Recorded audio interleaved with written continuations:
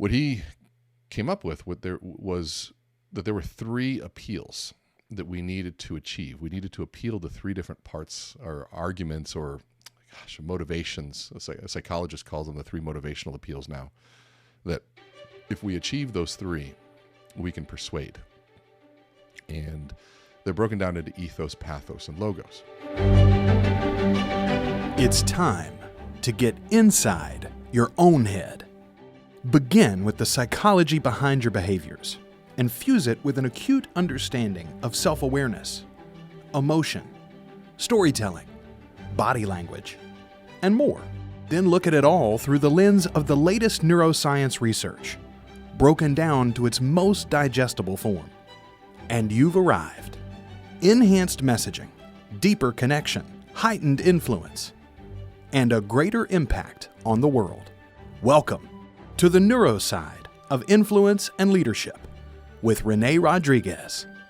And welcome back to another episode of the Neuroside of Influence and Leadership podcast.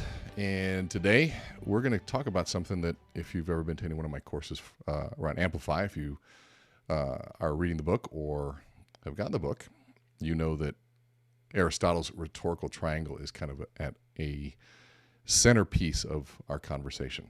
And so I want to talk about that today. And I want to kind of dive deep into it and talk about different applications, where it comes from, how to think about it, and really just talk about why it's such a critical component. And also talk about the forgotten too, because we've got the three: ethos, pathos, logos. And I want to talk about Kyros and Telos as well. And I think I say those right, Telos, because those elements are at such a core. And I think what's interesting is that when I bring up ethos, pathos, and logos to people, almost everybody says, yeah, I've heard of them. But most people don't know what they mean. And I remember when I first heard them, I was like, okay, they sound familiar, but spending years with those concepts and years in applying them, it still fascinates me how there's still so much room to learn their application.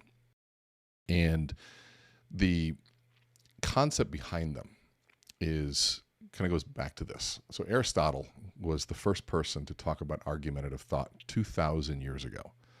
Think about that, 2,000 years ago. And argumentative thought back then, how to create an argument, was mostly in a written word. How do you craft an argument? It wasn't about arguing with somebody. It was just like making a case for something, like a debate. And what he came up with was that there were three appeals that we needed to achieve. We needed to appeal to three different parts or arguments or motivations. A psychologist calls them the three motivational appeals now. That if we achieve those three, we can persuade. And they're broken down into ethos, pathos, and logos. And so ethos is your credibility. And so ethos is a used term a lot in branding. People talk about it in branding. People talk about it in the essence of things. We talk about it in, there's so many different forms, but the form that I want to talk about it is in the concept of credibility and character. We're going to dabble in it a little bit in understanding what we mean by essence, so the essence of who you are. But I want to talk about it in the simplistic, what's my credibility and character? And so the easiest way to understand it is look at the opposite, right? What if I were to do a course on the menstrual cycle? Or if you know me, I'm bald, a course on how to grow rich and thick hair. You'd probably say, well, Rene, you don't have any credibility in teaching those courses. One, you're not a female, so you've never had a menstrual cycle. And two, you don't have any hair. So teaching a course on how to grow hair, you just don't have any credibility. Another way of saying that is I don't have any ethos there. Would you take advice from somebody who was overweight on how to lose weight? No, probably wouldn't. Somebody who didn't have any money, was broke, on how to make money? The answer is no. And so this is where that comes into play, where we watch people who come to us with a quote-unquote business opportunity, and we're watching them. They're new in the business. Maybe it's a network marketing idea or some sort, and they just got real excited about it. And they're coming to us presenting this idea, and immediately we begin to cringe. And a lot of that comes down to this concept of ethos. There's no credibility there. And whenever we feel like there's a lack of credibility, a lack of ethos, another way is lack of integrity, in a harsher way of putting it, we can't buy in. And so there's a lot of depth into understanding this concept of ethos.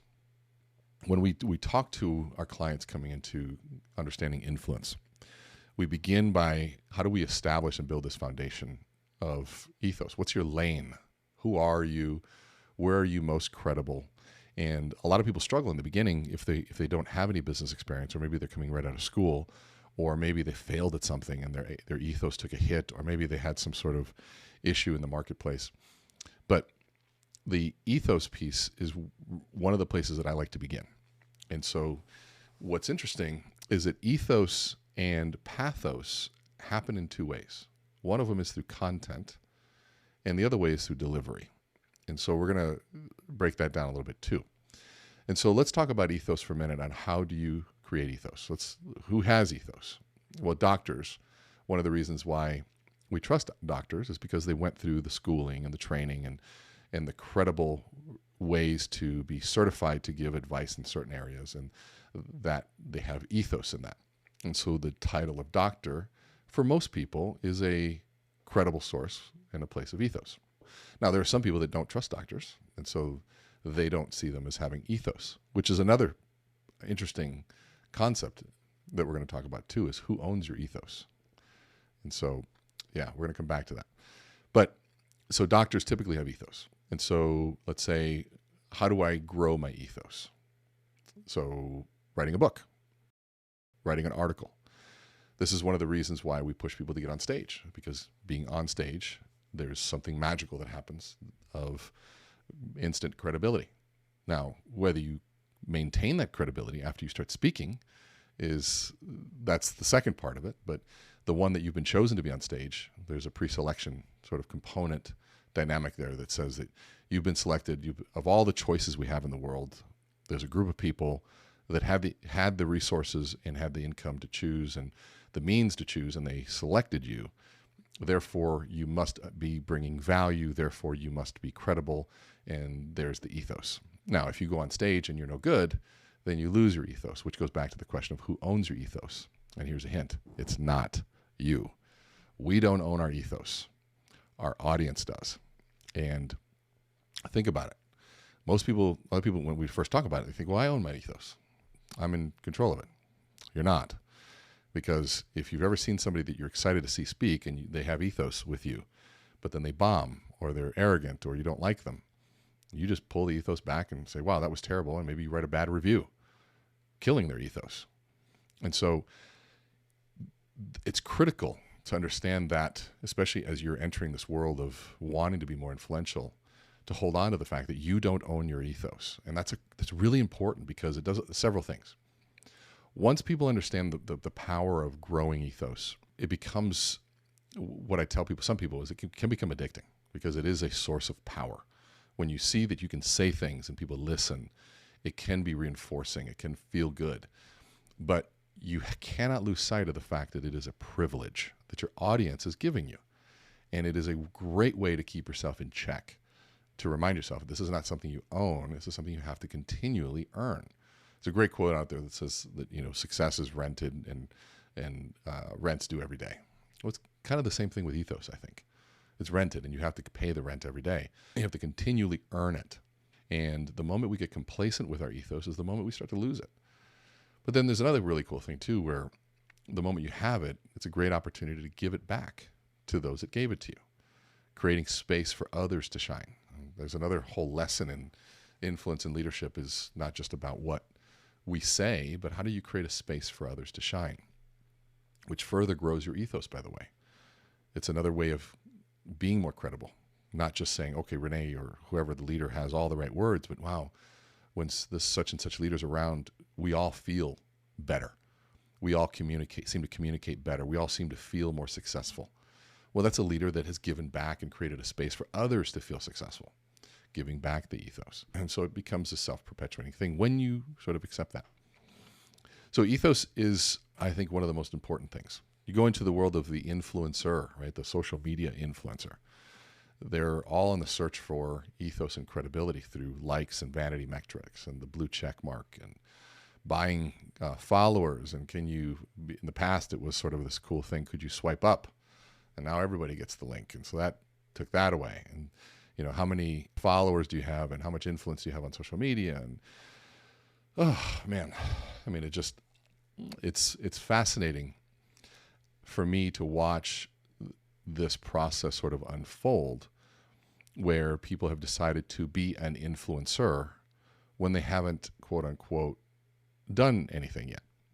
And I know that sounds a little harsh. Is it possible for you to influence without you having achieved any financial success? Yes, 100%. That is the world that we live in. And even, forget financial success, any sort of other success. Yes. Do we have to be wary about that? Yes, I think we have to be. Do I know people that are doing great things that haven't achieved some sort of business success? Yes, 100%. But I think that the world, it's going to start filtering itself out as time goes on. We're going to start seeing who truly is adding value. At the end of the day, to me, value always wins. No matter who you are, what color skin you have, what gender you are, value at the end of the day is what wins. It's a beautiful accounting system that happens to be out there. Whether you believe that or not, it is reality. The marketplace is reality. It does exist whether we like it or not. And so ethos, your credibility, your character, it's also the essence of who you are. But I don't want to get into that yet, because identifying your ethos is a really powerful exercise that I think at some point I want to bring my good friend Josh Blederman on here to talk about that, because I think that would be a whole nother conversation of really identifying your ethos and what that is. But let's go into the second one, pathos. Okay, so doctors have ethos. They tell you got to lose weight and exercise more. But then we say, great, doc, thanks, we'll start next week. Well, why didn't we start right away? Because, if we got to lose weight and doc has ethos, why didn't we start right away? Well, because they don't have pathos. Pathos is the emotional appeal, right? You have to be credible, but did you trigger any emotional appeal? Our emotions are what drive behavior, drive action. And at the end of the day, influence is about influencing behavior and action. And so you can see how important pathos is in this equation. It's critical. You can be very credible, and I can just go, wow, that was powerful. And I can go back to exactly how I was before, and no influence has occurred. And so we have to have the appropriate amount of pathos involved here too. We have to be able to trigger the emotion, the reason, the passion, something that triggers me to want to take a step and an action forward. And that's where pathos comes into play. And pathos it plays big in the change management process too, because for people to make personal change, it isn't about logic, which would be logos, by the way. Logos is the logical appeal, which is critical. Logos has gotten a bad rap over the years. We're not just logical beings. Logic is critical. It's huge. We just put too much emphasis on it for so many years, and we ignored the pathos element. And now in a more public world where everything is visible and transparency isn't an option, let me say that again, transparency isn't an option anymore. We have to now look at where ethos plays in, and then logic has to play a role as well as pathos, the emotional appeal. And so let's kind of run through them. So ethos is the things like your argument, the benefits, the facts, the figures, the data, the numbers, the statistics, the scientific research, the processes, the product characteristics. Those are all logos, by the way, the logical pieces. Logic, arguments, facts, all that stuff. The ethos, from a content perspective, are personal anecdotes, client testimonials, success stories, track record, titles, if you've written a book or not, or if you're the one on stage, those kinds of things. But now, ethos also happens in delivery. So you can have all of those content pieces, but you also have eye contact, body language, your vocal inflections, and your poise, how you carry yourself, your presence. And so if you come across as being a doctor and have all the accolades, you wrote the book, but you come in and you can't make eye contact, and you're hunched over, and you're speaking quietly, and you don't have much confidence in your voice, you're starting to lose the ethos because the delivery was off. So it happens in content as well as in delivery. So you have to have both of those elements there. And so I know a lot of people that have all the ethos content, but wow, they missed the boat when it came in delivery. And so pathos has content and delivery as well. Content would be the ability to tell stories in positive and negative emotions like frustrations, anger, love, respect, all the things that sort of trigger emotions. But in delivery, it would be things like coherence, right? Like congruence, body language, voice are congruent with the specific content. We want congruency. Like somebody saying, here's an incongruent statement with content and delivery. I'm really excited to be here. So the content, I'm really excited to be here, says I'm excited to be here. But the delivery does not show any level of excitement. I'm really excited to be here. And all of a sudden that sounds that way. Now that almost, now that I kind of hear myself say it, almost sounded fake, which by the way, we have to be cautious of too. But, showing that pathos in the authentic voice inflection is what the body's picking up. And so here we go with ethos, pathos, and logos, and pathos and ethos in content and delivery. So then, again, who owns your ethos? It's not you. It's your audience. And so how do you put all these together? Because we're going to talk about Kyros and Telos in a little bit here. But how do these come together? Because we're trying to think about the concept of influence. We're trying to think about persuasion. We're thinking about how do we bring an idea from me to my audience, whether it be a new vision, a new way of working, whether it be a product, whether it be who knows what it is. It's this world that moves forward through the communication of ideas. And business is about communicating ideas, selling products and services to one another. Management is about the idea of change. How do I get people to act and behave differently? We're at the end of the year, entering 2022. Of course, what does that mean? Change, new resolutions, which most are abandoned by February 1st. So, how do we maintain all of that? And as leaders, how do we maintain the focus of our group with new strategy and new direction and new pressures coming around us? And so these are things that, come back to, again, how do we influence in a world that people need leaders that have ethos and can trigger the appropriate pathos with a logical plan? If you listen to, I think it was our last podcast, it was actually number 10, podcast 10, how to create a leadership brand. That was very similar to, that had a lot to do with ethos, right? Because your leadership brand, not just your personal brand, but your leadership brand is really the essence of who you are. What do you believe, right? What is it that you believe? So it just shocks me of how many leaders haven't explored what they believe. They're so task focused. What has to get done? Execute, which is great, by the way. But what do they believe?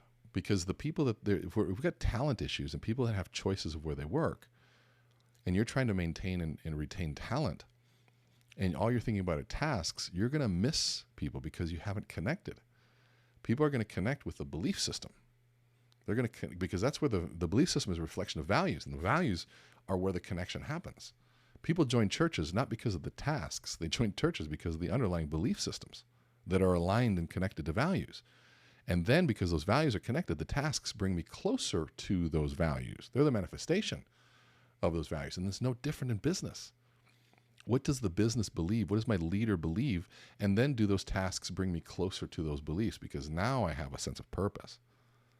And so I'm hoping you're starting to see the importance of this, because there's so many applications of these concepts. It's not just in setting vision, but that's a critical one. But you've got to have ethos. If you're selling a product, let's say you're brand new and you believe you have no ethos. I've worked with people students coming straight out of college, and they go, well, I have no ethos. I'm brand new. I'm like, well, how many, have you been alive? They said, yeah. I said, I've been alive for 21 years. I said, great. What have you done for 21 years? Well, I played baseball. I said, did this. I did sports. I said, great. Were you good at sports? You showed up? I said, well, didn't do well, but did you work hard? Yeah, I worked my tail off every year. I said, well, you have ethos and hard work. You have ethos and hard work and consistency. And so part of that is identify, what did you believe? Why did you go into the gym? Well, I went into the gym because I knew that I didn't have the same, one kid told me, I didn't have the same genetics as everyone else. I wasn't as fast. I didn't have the same God-given talent. So I knew I had to work twice as hard as everyone else. But I made the team, but barely. but I made the team. See, now all of a sudden, that's an incredible story. See, I personally love hiring people that barely made the team, because a lot of times those people had to work a lot harder than the ones that had the natural God-given talent that were just amazing. Now, I'm not saying those that were incredible didn't work hard. I'm not saying that at all. But there is something special about the person that didn't get much reward and just kept working and kept working, especially if you're dealing with salespeople. And you can tell somebody who is just eating you know what for years and kept pushing and kept pushing. You know that they're going to be willing to eat some you know what the first couple of years in the sales job. And it's not going to be any harder than what they've already been doing. And so, and they understand metrics. They understand putting reps in and taking swings at bats, batting averages, whatever sport analogy you want to give it. But that's an ethos. I work hard. And then you get somebody, let's say they didn't play any sports, but they loved their family. All right? So tell me about your family. Oh, well, you know, we always had dinner together. Why? Well, it was our time to tell stories. And my father used to say X. I said, okay, well, there's your ethos. It's family, community, and camaraderie and culture. And so you're here to do this. My father used to wake me up X, Y, and Z, or my mother used to, or I didn't have a father. So I'm looking to be coached, and I'm coachable. Like, you can find ethos anywhere. Your story is who you are. And so the biggest thing that I help people do is realize that it doesn't. Stop comparing your story to anyone. You can't do that. A great quote that says, "Comparison is the thief of joy." It's a thief of so many things. It's a thief of everything. You know, comparison. You know, benchmarking in a business, I think that's good, but comparison of story. Wait, I'll say this: from creating a sense of perspective. If you're having a bad day and you need perspective to realize your life isn't all that bad, you know what? A little comparison here and there is not bad. It gives you perspective. You know what? That we're pretty lucky.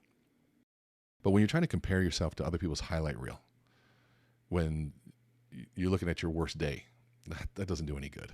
That's just not realistic. There's no value in that. Stop doing that. But everybody has a story. We just need to understand what the essence of who you are, what you believe, and that's the value. And the cool part is that everybody has that. We just have to articulate it. And it comes through your ethos, the essence, the credibility, your lane. And a lot of people, when they find themselves in this imposter syndrome, what I've come to find out is that they're imposters because they're out of their lane. At least they haven't articulated, verbalized accurately what their ethos is. And so they feel like they're imposters. And they're trying to act and behave like somebody they're not. They're trying to be professionals and experts when they're brand new. Well, I tell somebody who's brand new, says, stop trying to pretend to be an expert, trying to think you have to be. You say, you know what, I'm new, and that's the best thing for you because I am hungry and I will work harder than anyone else.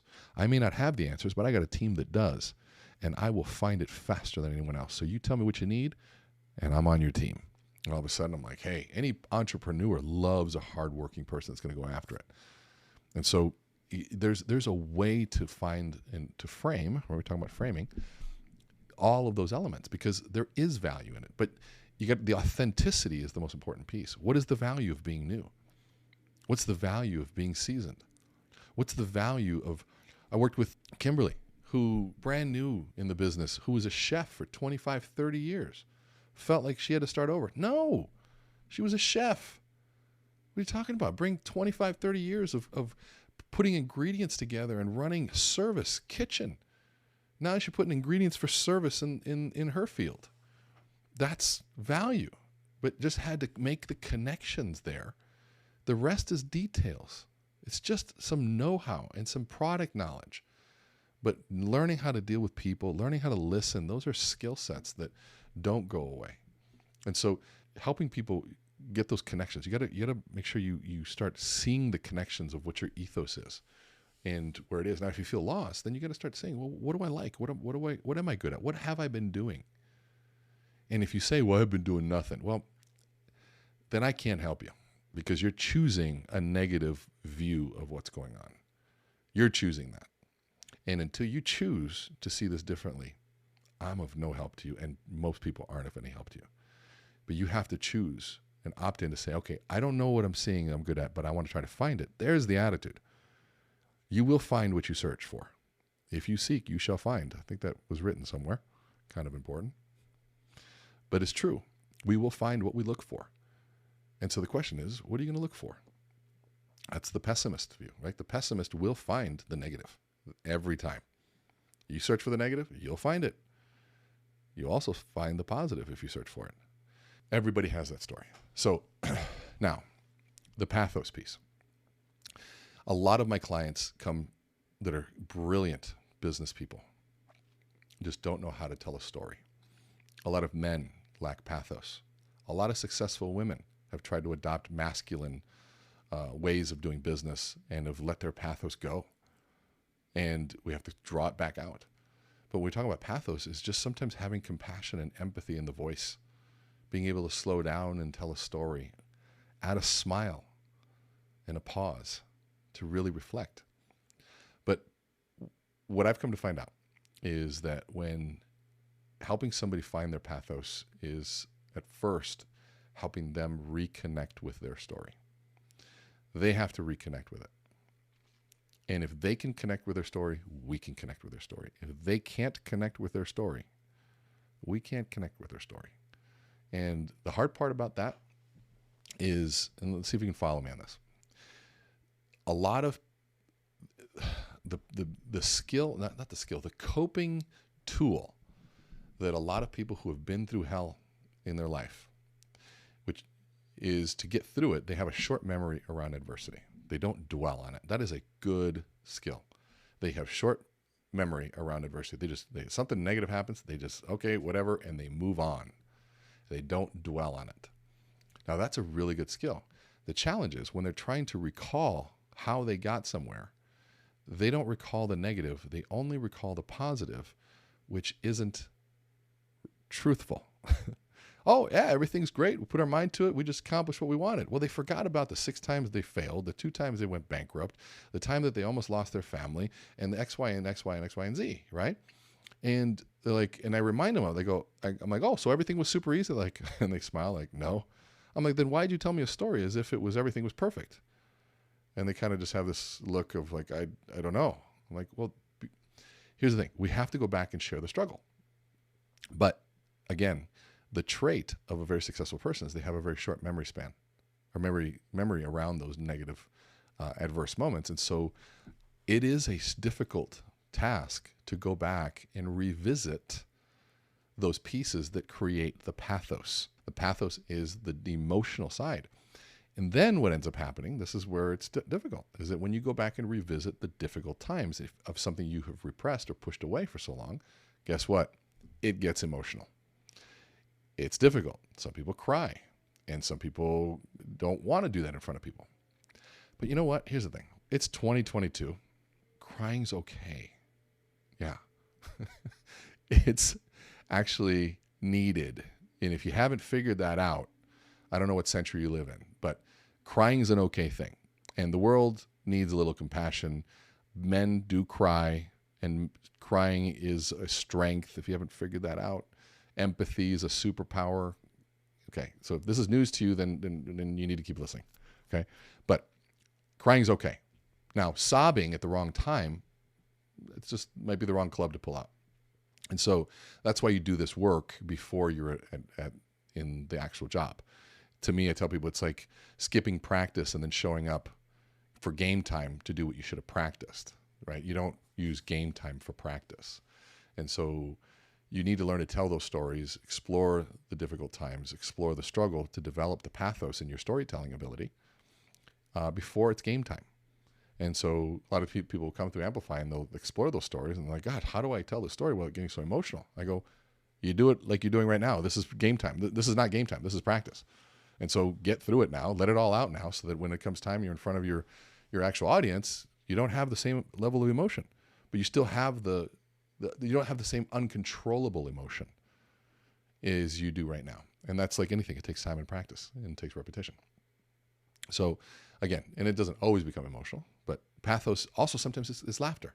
Sometimes it's an uptick in your voice. It's something that's positive and inspiring. It's a change in how things are going. So pathos is critical. And so a lot of times people don't and are not aware of how they see or how they hear their voices. They don't realize that it's a flat line. And so one way to really assess this is to start recording yourself, audio and video, because you want to see what facial expressions you make or don't make. You want to see if you're smiling when you talk, if your eyes move, if they're open, if they're bright, if they shut. You want to hear what your voice sounds like, if it's dynamic, if there's any sort of ups and downs, or if it's monotone, because you don't want that. So you do want to make sure that you are constantly recording yourself in some way, shape, or form. And so I tell people, record every presentation. If you're on Zoom and you're doing it, record it. It's free. Just click record. If you're on someone else's Zoom, request that you can, hey, do you mind if I record on my side? If they don't know how, they have to go click participants, over participants, drop down more, allow to record, and there you got your recording. And so record everything you can, because then you can analyze for your pathos and how you do that. And of course, logos. This goes back to, we make decisions based on emotion, but we defend them logically. What that means is for the pathos to come up, we get full of emotion, and that emotion, all those neurons, 35,000 times more neurons, push us towards a decision, and we act on it. But after the process of homeostasis, we have to sort of regulate those emotions back. We're left with not that same level of emotion. We have to have logic to back up our decision. And this is where it gets a little tricky and a little dicey, because we have to be able to justify that decision. And that's the job of the prefrontal lobe, is to really assess, what did we do here? And does it make any sense? And is it in alignment with my values? And here's the funny part. If what I did while I was in an emotional state of maybe being persuaded is not in alignment with my values, then I have what's called cognitive dissonance. Dissonance is the disconnect between my behaviors and actions. Buyer's remorse. And so I need a remedy. There's only one or two. There's two remedies. Either I change what I did or I change what I believe. And so if I change what I do, then I return the product. That's why they have a 3-day right of rescission for most large ticket items, right? It's that yellow slip. Say, hey, you have 3 days. You can return this item, because they know that people make emotional decisions, and then the emotion wears off and people go, what in the world did I do? And they got 3 days to let those emotions. That's neuroscience. But there's also, you watch people justify what they did, and they'll go through all sorts of justifications to justify what it is that they did, even if it's not true. That's where it gets a little fascinating. And so, again, ethos, pathos, logos. Ethos, credibility, character. Pathos, the emotional appeal. Logos, the logic appeal. Your presentation, every time you speak, every time you persuade, you need to have all of those intact. You need to be asking yourself, is my logos in good, or my ethos in good standing with my audience? If I've been showing up late the last 3 weeks, your ethos is not in good standing. If you entering an office where you've got referral partners and the last 3 deals that they sent you were denied, your ethos is not in good standing. You should fix that. And so you need to assess that. What are you doing to grow your ethos? Take a look at your social media. If you were to look at it with a critical eye and say, I don't know you, and what do these images say about me? And if they don't fit your brand, you might want to reconsider having those out or deleting them. And so I tell people, invest in a great photographer. I use my guy, Dave Puente. He's amazing. Best decision ever made, right? Made me look amazing. And that's not an easy task. I am not photogenic. But get a professional, somebody that really does a good job and can understand who you are and your story. And it's worth it to have the right imagery. Invest in videography, in somebody that can help you create a good video and a good storyline so that you can tell a good story. Invest in the virtual world. That's why I do everything through a teleprompter and a DSLR camera on Zoom. Ryan Graham's and Call Upgrade. Like everything. This system right here is a touch of a button, recorded so that it looks good, it sounds good. All of that contributes to my ethos. If this sounded like I was in a tin can, this podcast would be very, very different. Those are all part of ethos pieces. And then pathos. Spend time reflecting. reflecting on what you believe, what your passions are, what your values are, stories you've been through, all of those elements. You have to spend time on what you believe. And then you have to spend time on reliving those stories and telling those stories so that you can actually deliver those stories with a sense of conviction. That's what pathos is. Of course, logos. You got to have a business case. It's got to make logical sense. You cannot have persuasion without all three of these elements. So let's talk about, and we'll finish up with the last two, what we call the forgotten two, Kyros and Telos. Kyros is around timeliness. It comes from the word chronos, chronology, but around timeliness. Timeliness is around this word zeitgeist, or the era that we're in. Right now I'll give you an example. When the pandemic hit and the NBA canceled, I, as a speaker, have to deliver speeches and have to have a speaker reel. And when all events were canceled, my speaker reel showed me in front of stages and people and everybody delivering. And so when people wanted virtual events, my speaker reel was not timely because it showed big audiences, and there were no audiences. And so I was out of tune with Kyros, and I had to recreate a speaker reel with virtual events. And the challenge was there were no virtual events, and so we had to go through the process of doing a lot of virtual events, collecting content, and recreating a speaker reel that was virtual. If you want to see my speaker reel, just go to meetrene.com and click on the virtual one. There's two of them side by side, and you'll see what we did for virtual events. Now that we're back live, they're both relevant again. We had one person last month said, "Hey, my secretary called," and she said, and I'm like, "You're who?" Like, "My secretary." I'm like, "You're who?" He's like, "Well, oh, my assistant." I'm like, "Yeah, that word is not being used anymore." I made a mistake 15 years ago. I told a story about a plane crash I was in. We were on the ground, and I said the stewardess came up and said, and somebody got upset because it's not a stewardess, it's a flight attendant. So these are words, and the era has to do with semantics and the words that we're using right now. We have to, and you can't get caught up in whether what's right or wrong. You have to really think about, from influence perspective, what words are going to distract my audience and get them off message. It's critical. Kyros is huge, especially in today's society. You can get caught up and self-righteous and trying to stay with what it is, and hey, more power to you. But I think that right now, for me, influence is the most important element of this whole equation. And there's a lot of old language out there that needs to change. There's a lot of words I used as a kid that just, oh my God, they're not okay to be using anymore. And there's a lot of words right now that we just have progressed beyond. And good, we need to. Have we gone overboard, in my opinion? In some ways, yes. But that's part of the change process, is we overcorrect and we try to go back and forth until we find that balance, until we find something. And we'll always be in balance? No, that's part of the world. And enjoy the process. And I tell people is just to do it with some compassion and do it with some grace. But remember, Kyros, pay attention to your audience. Pay attention to the words that we use. Look at where we're at. Draw stories from your within your reach. If you can draw stories from things that are happening around you with your audience, paying attention and listening.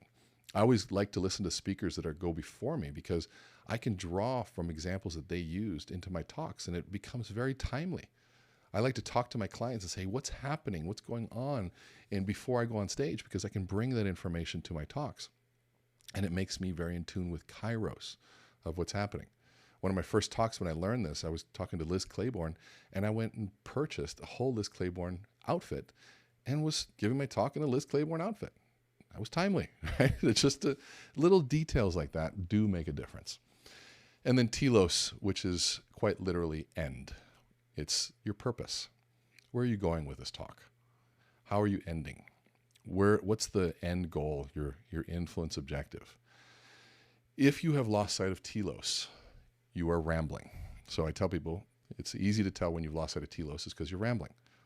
And so Telos, you have to get clear of the purpose, or what I call your influence objective. What are you trying to achieve as a result of this talk? And if you don't have an answer to that, you're just going to talk, cross your fingers, and hope something good happens. That is not a professional way of approaching it. I want you to be clear why you're doing this. Identify your influence objective. What action do you want people to take specifically? Is it a click? Is it a sign up? Is it an email? Is it a conversation? What is it? What are they doing as a result of this? Try to be as crystal clear as you can with telos, and for you to get clear. And sometimes your telos is just to spark a sense of curiosity for people to go and do something on their own. But be clear on what that something on their own means. Again, Kyros is around timeliness and being really, really in tune. And by the way, that requires self-awareness. I think that was our second podcast on number one skill of leadership, self-awareness. You have to have a massive amount of self-awareness to really tune into Kyros and be open to what's happening in the world today and constantly stay in touch. Like, why do I do TikTok? I don't even know how many of the people in my audience follow me on TikTok, but I do it to stay in tune with what's going on, just to stay in touch. And guess what? I started learning some things. So anyways, Kyros is about timeliness, the zeitgeist, the era. Telos is the end. It's the purpose. All of those things, ethos, pathos, logos, Kyros, telos, are all the elements by which I judge and critique presentations and influence talks. So as leaders, if you can achieve credibility, if you can achieve an emotional connection that makes logical sense, is timely, and has a clear purpose, it pretty much is the perfect presentation. And most people will buy into what it is that you're going towards. That's sort of the goal of what you're trying to achieve. So I'll stop there. And again, I go also in much more detail in the book, Amplifii Your Influence, which you can buy on Amazon. We actually, kind of cool, last week we reached number 1 in new releases under business communications in Amazon, which was kind of cool because we haven't even printed yet. So all in pre-sales. And I would urge you, please, if you can, purchase the book on Amazon. Look for Amplifii Your Influence, Rene Rodriguez. And we've got AMPCon, the Amplify conference, coming on March 14th at Caesar's Palace. Gosh, that's going to be a lot of fun. We've got some really, really exciting people who are going to be coming there. Please, we got limited seating, so if you are interested, use code Rene100. That will work. Early bird special is going to be ending soon, so right now it's $595 minus early bird $495, Rene100 to $395. So thank you for following. Please like and subscribe. Share this with everybody you know, and we will see you next week. Take care.